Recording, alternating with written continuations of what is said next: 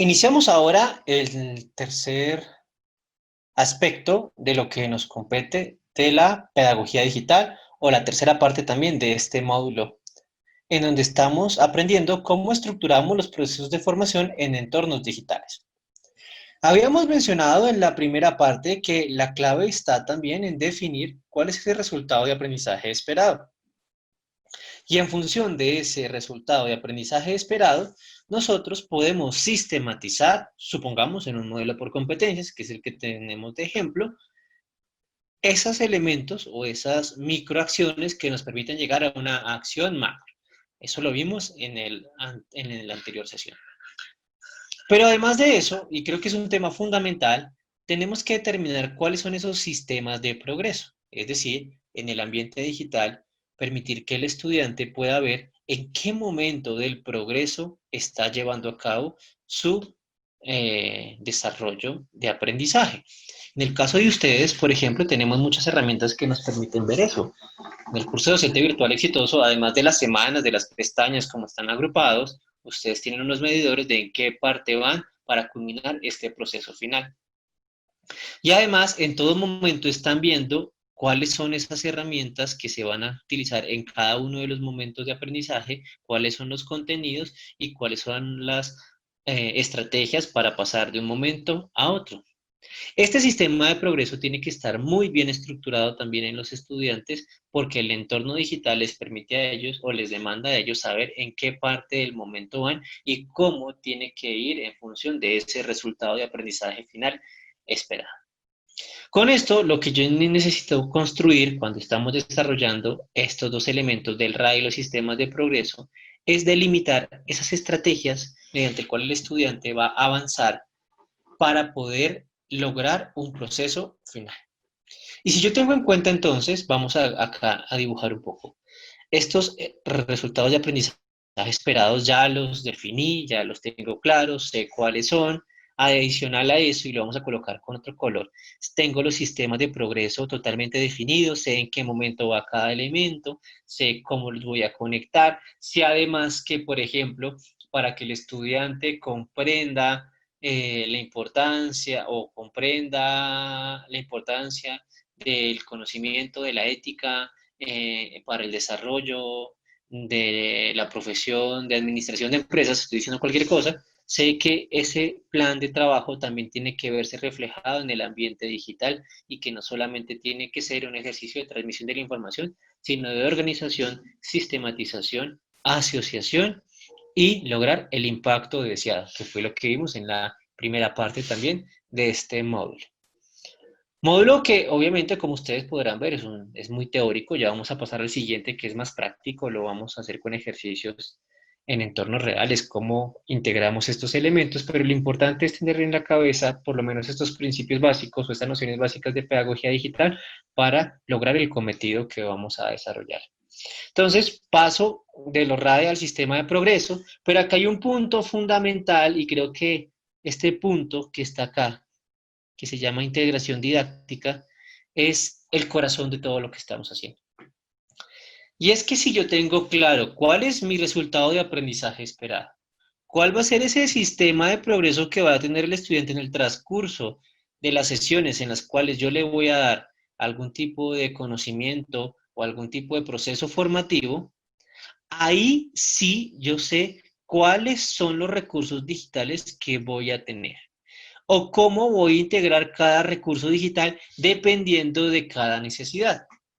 Y esta es la clave. Si quieren lo podemos resaltar aún más, porque esta integración didáctica que ustedes ven acá tiene que ser posterior a pensar los resultados y el sistema de progreso.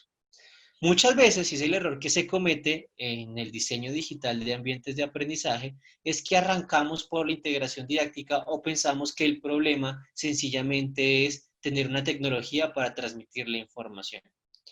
Y esto es lo que puede generar fracaso y no los llevaría a ser docentes virtuales exitosos.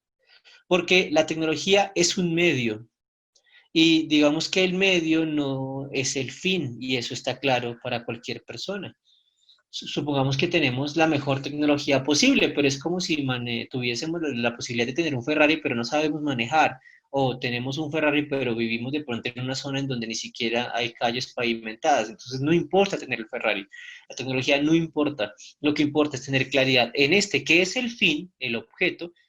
Resaltémoslo también porque creemos muy importante que la gente entienda que este es el fin del aprendizaje, y que con este fin como tal yo lo integro de manera didáctica. Y la integración didáctica que se va a resolver acá tiene que estar en función de este sistema de progreso que permite evaluar si este resultado de aprendizaje esperado se puede lograr y en qué momento, por el conocimiento pedagógico del profesor, se logra en un ejercicio de enseñanza. Con este elemento fundamental y con comprender que en la integración didáctica estamos resolviendo en alguna medida los resultados de aprendizaje y el sistema de progreso, tenemos que comprobar que eso se está llevando a cabo. Y esa comprobación, vamos a marcarla con otro color, se da en un siguiente momento, y es la validación y el uso del sistema de aprendizaje autorregulado. ¿Qué es eso del sistema de aprendizaje autorregulado? Resulta que en medios digitales el principal elemento que genera dificultad es el desarrollo autónomo por parte del estudiante. Por eso hablábamos que cuando teníamos niños que de pronto la autonomía no está desarrollada, obviamente, tendríamos que utilizar a otras personas que de pronto sí tengan ese desarrollo autónomo para que nos ayuden en el proceso de formación digital. En el caso particular del que hablábamos en las sesiones anteriores, eran los padres. Porque no tenemos esa, no digámosle control, pero no tenemos esa opción de supervisar de manera física y constante, digamos, actualizada, cómo va el progreso del estudiante, sino que también depende de él mismo. Y este elemento de autonomía es clave y crucial en la formación digital, por ejemplo, en educación secundaria y en educación eh, pregradual y posgradual, o sea, la educación que en alguna medida depende de un gran nivel de autonomía. Y es muy probable que este sistema de aprendizaje autorregulado es el que genera inconvenientes cuando nosotros estamos diciendo que de pronto los medios digitales o virtuales no demandan o no cumplen a cabalidad nuestras expectativas, porque implica que nosotros tengamos un trabajo autónomo muy alto. Para poder mejorar esto y para poder lograr que esto sea de pronto más ameno, tiene que haber una realimentación y una demostración por parte del docente. ¿Qué quiere decir? Vamos a separar esos dos elementos que creo que son cruciales. Realimentación es que los entornos digitales constantemente el estudiante tiene que ser alimentado con la información, con el progreso. El estudiante tiene que ser consciente en todo momento, pongámoslo acá, que es clave, como pongámoslo en una palabra muy potente, que el estudiante tiene que estar actualizado de cómo va su progreso ya del aprendizaje. ¿Por qué requiere estar tan actualizado a diferencia de los escenarios físicos? Porque como no tiene contacto tampoco físico directo con el profesor o con el ambiente de aprendizaje, digamos que no tiene un elemento de referencia para saber cómo va. Y nosotros cuando estamos aprendiendo constantemente queremos saber en qué momento vamos y cómo lo estamos haciendo. Digamos que en el ambiente presencial lo tenemos resuelto en función de lo que percibimos o imaginamos, de lo que nos transmite el contexto, el escenario en el que estamos presentes. Acá no tendríamos esa posibilidad. Por lo tanto, la realimentación tendría que ser constante. Y además de esa realimentación por parte tanto del docente como sus pares, pueden ser los mismos estudiantes que estén en ese proceso de interacción continua, también tenemos que hacer ejercicios de demostración. Y es que en el ambiente digital esto es muy importante. Tenemos que lograr que el profesor demuestre el aprendizaje, haga demostraciones. Sirve mucho, por ejemplo, en el ambiente digital, que el profesor utilice elementos de ejemplo. Llama, por ejemplo, muchísimo la atención todas estas innovaciones didácticas que están surgiendo en educación preescolar, donde los profesores recrean escenas de teatro, por ejemplo, con la cámara, utilizan muchos videos, utilizan herramientas, pero con la función en que el estudiante esté atento a la pantalla. La pregunta que valdría hacerse con esto que estamos aprendiendo es si el estudiante está atento a la pantalla, ¿implica que está aprendiendo? ¿El objetivo es que el estudiante esté muy pendiente de lo que está diciendo el profesor? ¿O lo importante es que el estudiante aprenda lo que tenga que aprender en función de un sistema de aprendizaje plenamente establecido? Y si es así, entonces no nos deberíamos preocupar tanto porque esté muy pendiente de la pantalla, sino porque realmente cumpla con este sistema progresivo que se diseñó previamente en función de unos resultados de aprendizaje que integra didácticas. ¿Ven la diferencia? ¿Ven que acá la clave es cómo estructurar la mente para saber que la integración de las tecnologías depende de unos RAEs y un sistema progresivo que se tiene que ver tanto en la cabeza de quien está enseñando, o sea, es decir, en la pedagogía, de la forma como lo transmite, como en lo que el estudiante percibe del entorno digital? Es decir, y acá es muy importante y creo que eso toca aclararlo porque tal vez no ha sido evidente en lo que hemos estudiado hasta ahora, y es que esto se tiene que ver en el LMS, que ustedes ya saben qué significa ese término, en los sistemas de gerenciamiento del aprendizaje, pero para ser más específicos y ser de pronto un poco más concretos, en lo que nosotros construimos como aula virtual. Y es que el aula virtual ya no es el espacio como una aula física en donde se transmite la información, que eso podría ser una aula física. En el aula virtual, más que eso, es el espacio en donde está articulada todos los elementos necesarios para que el estudiante pueda aprender aquello que yo requiero que aprenda. El aula virtual, por lo tanto, es fundamental, porque si yo diseño el aula virtual en función de estos elementos y tengo en cuenta cada uno de los criterios, estoy logrando ser un docente virtual exitoso, sin importar si utilizo una tecnología o la otra, porque la utilizo en función de mis fines.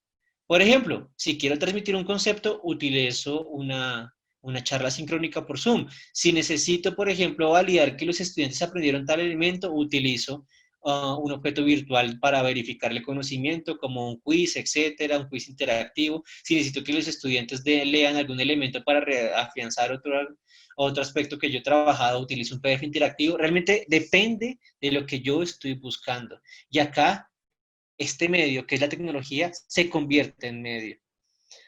Porque reiteramos, y lo habíamos dicho en el principio de este módulo, es el conocimiento de la tecnología no implica la docencia exitosa. Es un elemento, pero la clave está en esto que estamos aprendiendo en este punto final, y es en estructurar didácticamente lo que nosotros estamos queriendo desarrollar con nuestros estudiantes. Acá, por ejemplo, podría, para validar y para en alguna medida regular ese aprendizaje autorregulado, podemos utilizar estrategias de trabajo colaborativo, coevaluación, etcétera. Digamos que posibilidades hay muchas. En el siguiente módulo veremos algunas de ellas en prácticas o en ejercicios prácticos para que ustedes puedan ver cómo se hace esto en el escenario real. Y finalmente, que creo que llegamos al proceso en donde se podría cerrar, aunque el aprendizaje nunca se cierra, la formación que hemos llevado a cabo, utilicemos otro que sea diferente a este, de pronto para que nos quede mejor.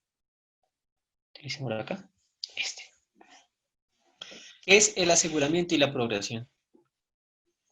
O sea, validar lo aprendido en los diferentes contextos que yo los quiero aplicar. Y esto tiene que ver con la integración de saberes. Digamos que este sería el resumen de una didáctica digital o de una didáctica incluso presencial, en donde yo defino mi objetivo, creo un sistema progresivo, defino cuáles son mis estrategias didácticas tecnológicas que voy a utilizar en función del progreso y los objetivos que yo quiero, los resultados que quiero.